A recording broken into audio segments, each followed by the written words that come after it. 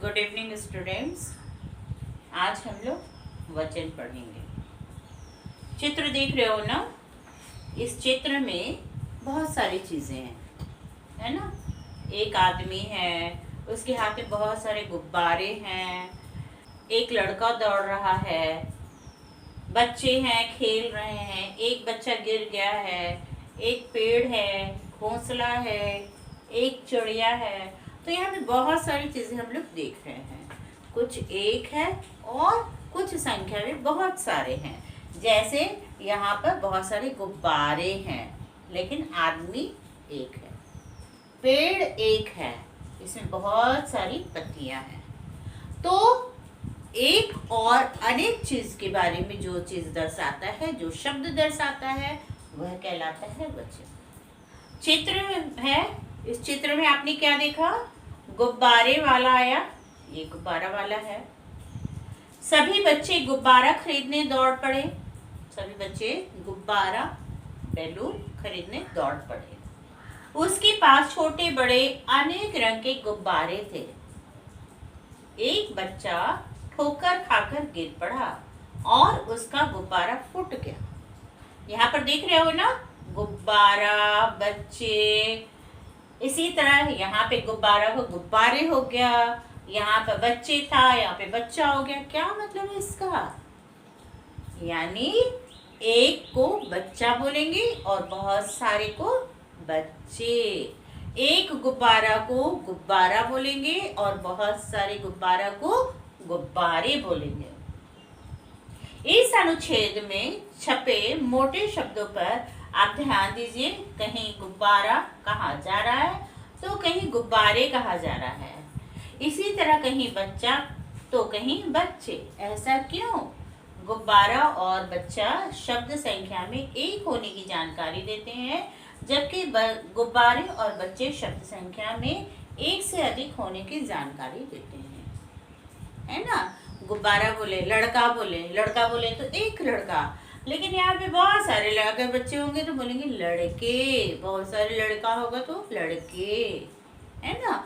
एक और बहुत सारी संख्याओं यानी एक से ज्यादा संख्याओं के बारे में जानकारी देता है। तो वचन की परिभाषा क्या है?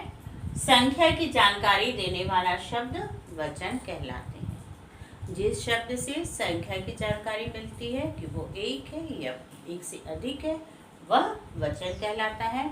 वचन दो प्रकार के होते हैं, एक वचन, बहुवचन। एक वचन क्या है? गिनती में एक होना एक वचन कहलाता है, और गिनती में एक से अधिक होना बहुवचन कहलाता है। अगर गिनती करते हैं एक चीज है तो एक वचन, और एक से ज्यादा है तो बहुवचन। जैसे एक कलम रहेगा तो कलम, और बहुत सारे कलम होंगे तो उसे बोलेंगे कलमें। बहुत सारे उदाहरण हैं, यहाँ पर उदाहरण देखते हैं किस प्रकार वचन बदलते हैं। यहाँ पे शब्दों के वचन इस प्रकार बदलते हैं। एक केला है, केला, केले। चूहा, चूहे। पत्ता, पत्ते। झूला, झूले।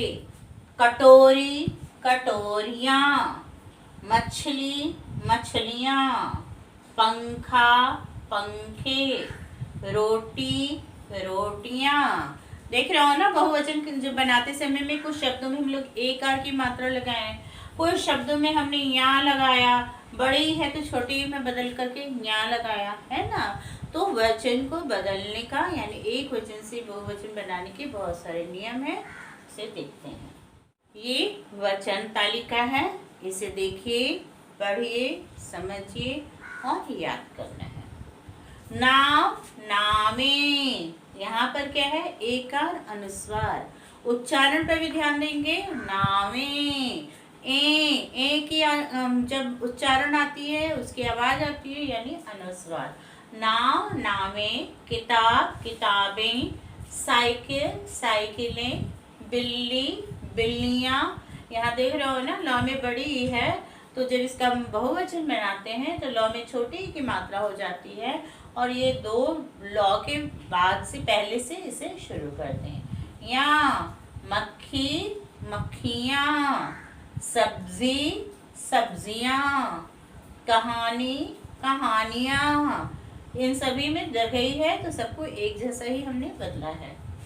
कथा, कथाएं, कविता, कविताएं। यहाँ पर देख रहे हो ना, यहाँ पर अ है, इसके अंत में कोई मात्रा नहीं है, तो मात्रा नहीं होने के कारण ए का अनुस्वार लगा है। यहाँ पर आकार दिया है तो आकार के बाद में ए और चंद्रबिंदु। कथा, कथाएं, कविता, कविताएं।